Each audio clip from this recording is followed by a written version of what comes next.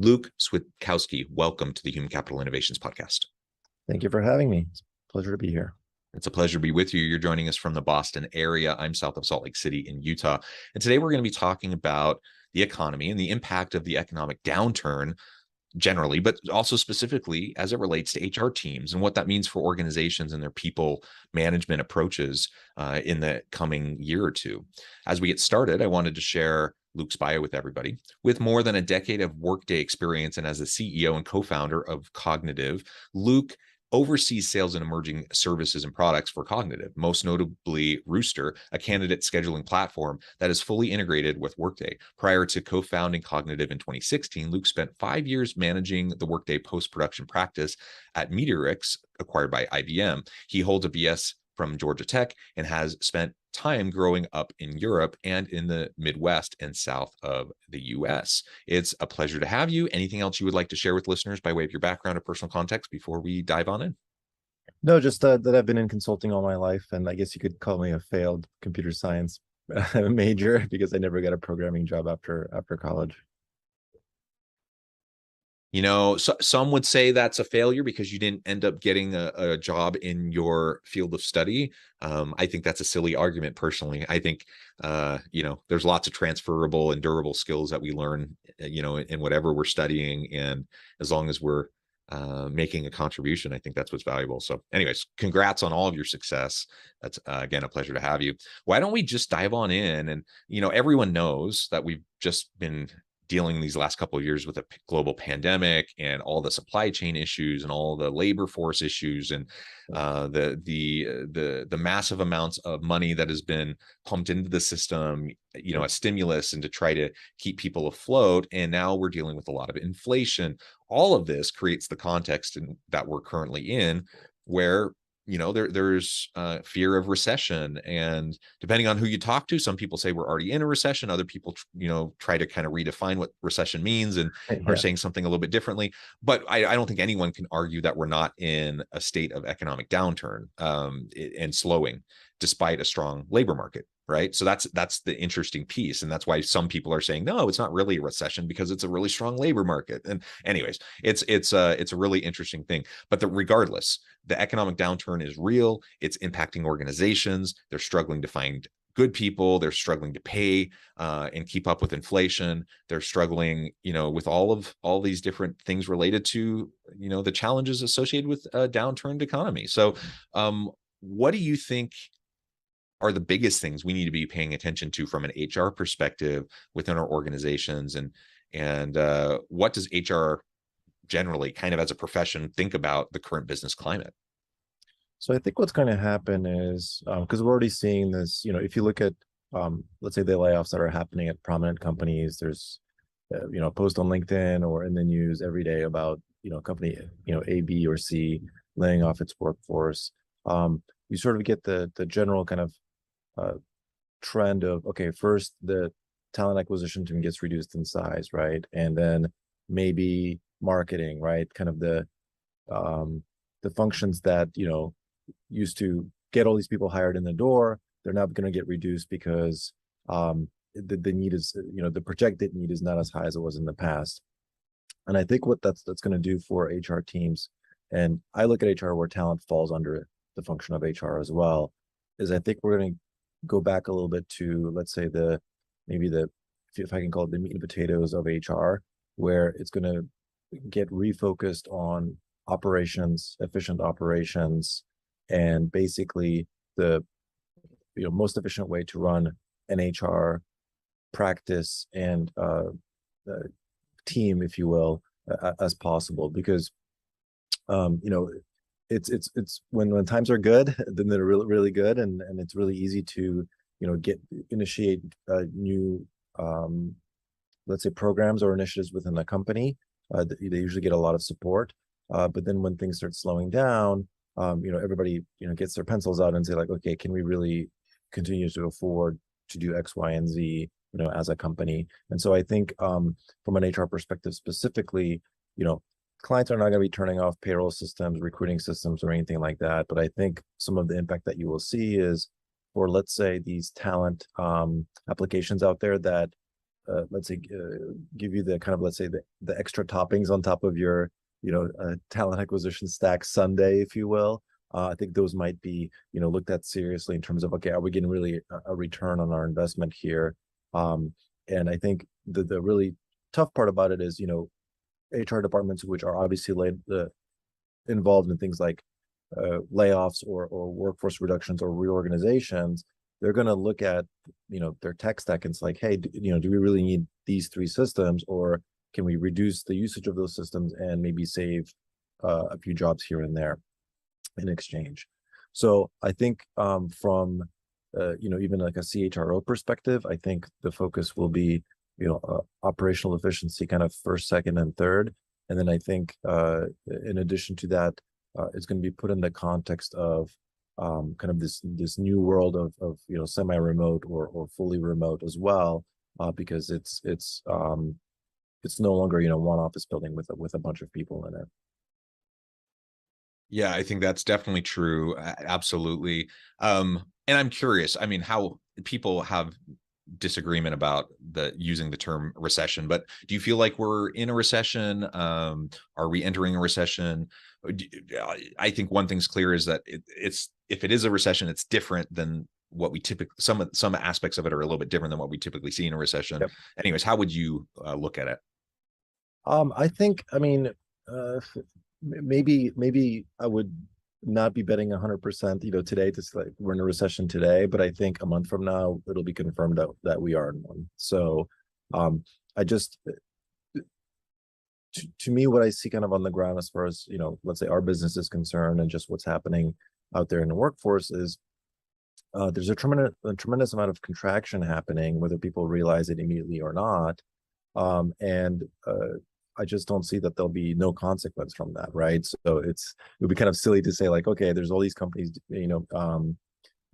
having reductions in workforce, and then you see an article where like Walmart just basically pulled out out of billions of dollars of supplier commitments, right? Because they're reducing costs, and retailers are saying that the stockpiles of inventory overflowing, right? So to kind of ignore that there's going to be nothing to worry about in like 3 to 4 weeks, I think is a little foolish. So I think if we're not already in a recession, we'll definitely be in one. But that's not necessarily to say it's like an awful thing, because the economy goes through recessions all the time. It's maybe a time for optimization. I think probably the biggest impact probably right now that we see, especially for clients running the Workday system, is the most critically impacted companies are the ones that were funded by VCs and PE firms, as startups, and these, let's say, future unicorn or multi-billion-dollar companies, right, that they all want them to be. The fact that the funding is getting scrutinized at a level that it's never been scrutinized before, because before it was really easy to get a startup funded. Just a year and a half, 2 years ago, it was, you could get a term sheet and it seems like, 5 minutes, depending who you talk to and depending on your network. I think that's going to get scrutinized tremendously today. And a lot of those companies got, big enough to, purchase something like Workday or Salesforce or whatever. And, the fact that they've never been profitable, that will come into question at some point, right? Because at some point you run out of cash, you have just so much runway. And so the contraction will probably be the most severe there. And then I think for, established companies, like let's say the Walmarts, Targets of the world, I think they'll be just fine, just like they've been fine through every other recession. And they won't be as disproportionately impacted as, let's say, the funded companies. But, I think we're going to be seeing greater and greater impact over time. Yeah, I think so too. And so we don't know exactly what that impact will be, but I think what we typically see in HR is, like you said, tightening of the belt. We see configuring things, questioning what things are actually necessary. I think all of that is actually healthy to go through periodically, because we need to prune back things. We need to prune back systems. We need to prune back, policies, practices, and procedures that maybe once served a purpose, but over time they just propagate, and you end up just burdened under all these things. And so I think all of that needs to happen. You know, whether it's spurred on by a recession, or organizations just kind of do it proactively themselves anyways. So in that from that standpoint, I think it's actually a good, healthy thing for organizations to go through that sometimes painful but necessary exercise. I'm wondering what you think about, you know, the use of technologies. You've referred to the various technological stacks that organizations use, and we might need to reevaluate if those are actually giving us what we need. But technology also is a way to respond to, you know, the downturns and the recession as we find ourselves there, or, you know, regardless of what people want to call it. So how can technology help us with economic uncertainty, regardless of how we decide to, you know, frame it overall?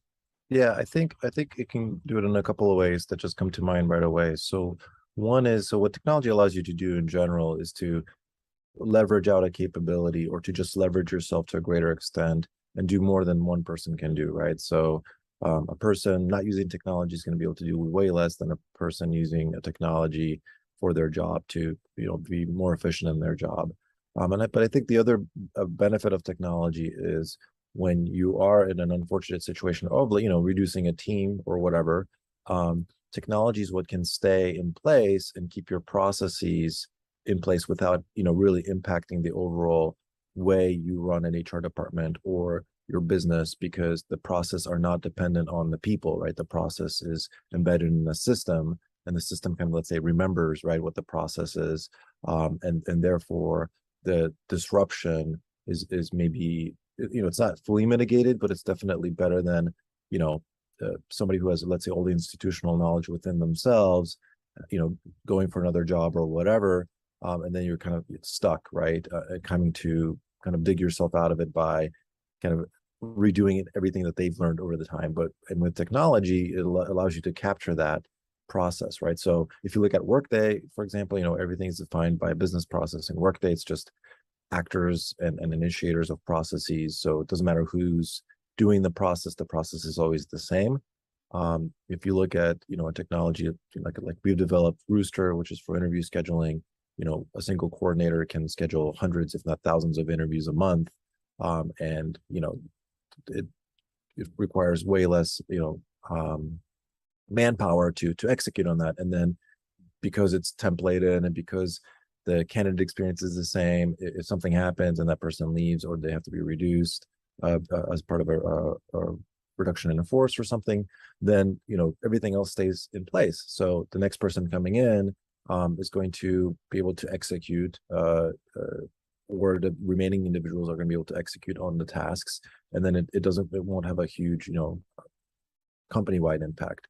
And I think that's really, really important. And I think that's one of the things that, frankly, if you look at, let's say, over the last 10 years, this transition to cloud, right? And even if you look at Cognitive's history when it started, the fact that, you know, I don't know if you're familiar with Gusto for payroll, but it's a phenomenal system. And if you're starting a company and you're like 1 to 5 people, get Gusto, right? I mean, it allows you to do everything remotely. You have to set everything up in the system, and if your bookkeeper, you know, leaves the company or your accountant's unavailable, you don't have to worry about that, right? Because it's all in the system. You can reference it all and continue to use it. So I think that's, you know, technology is going to be here to stay, and it's going to help, you know, companies kind of get through, let's say, a downturn. But not all technology, obviously, right? Like, so the nice to have technologies, I think, will be the ones that, you know, will be looked at, you know, very seriously and with a lot of scrutiny. Because at the end of the day, why do you buy technology as a company, right? You buy it because you want some kind of positive business impact. And when that gets harder and harder to justify, then you have to, you know, look at things from a serious lens, if you will, and ask yourself, okay, do I continue to use this specific piece of technology where I'm having a hard time measuring the positive business impact, you know, in the current state of the economy? Yeah, excellent.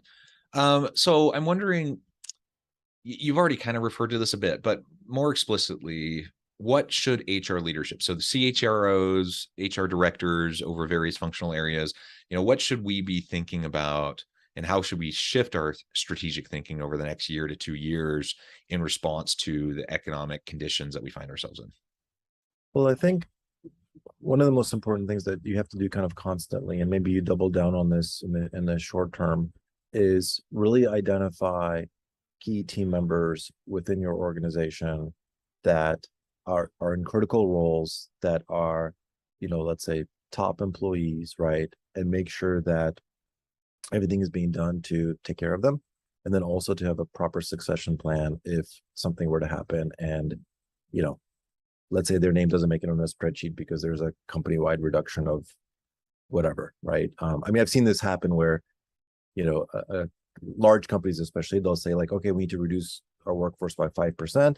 And it's done more so by math than anything, let's say, super specific, right? They'll just say, okay, each department needs to reduce by X amount of percent.